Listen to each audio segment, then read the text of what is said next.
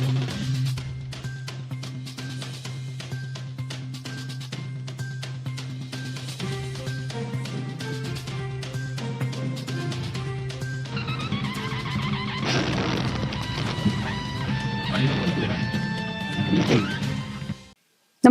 आपण पाहता हिरकणी न्यूज.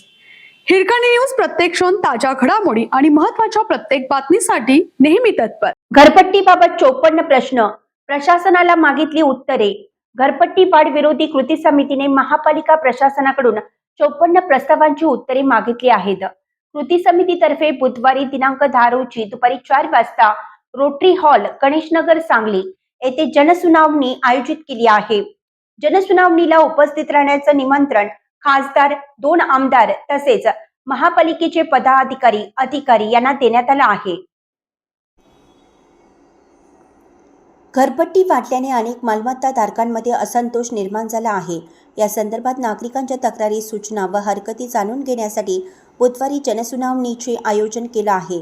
या जनसुनावणीस उपस्थित राहण्याबाबत खासदार विशाल पाटील, आमदार सुधीर गाडगीळ, आमदार सुरेश खाडे, महापौर धीरज सूर्यवंशी, उपमहापौर गजानन मगदूम, स्थायी समिती सभापती अतुल माने, आयुक्त संचिता महापात्र, अतिरिक्त आयुक्त निलेश देशमुख, राहुल रोकडे, उपायुक्त अश्विनी पाटील, सभागृह नेते संदीप आवटी, विरोधी पक्षनेते मंगेश चव्हाण, राष्ट्रवादीचे गटनेते मैनुद्दीन बागवान, राष्ट्रवादी शरदचंद्र पवार पक्षाचे गटनेते अभिजित कोळी यांना निमंत्रण देण्यात आले आहे, अशी माहिती कृती समितीचे निमंत्रक सतीश साकळकर, हनुमंत पवार, विध बर्वे, रवींद्र वळवडे, डॉक्टर ज्ञानचंद्र पाटील यांनी दिली.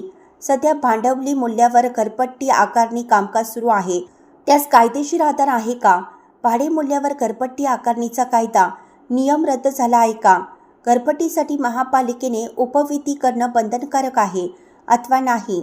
घरपट्टीसाठीची उपविधी नियम केल्याशिवाय महानगरपालिका घरपट्टी आकारणी करू शकते का? सध्याची भांडवली मूल्यावर आधारित घरपट्टी आकारणीसाठी भांडवली मूल्य निश्चित करणं विनियम 2025 असं नाव दिलं आहे. हे विनियम सूचना हरकतीसाठी जाहीर प्रकटन केल्याची तारीख, कालावधी, त्याचा पुरावा द्यावा.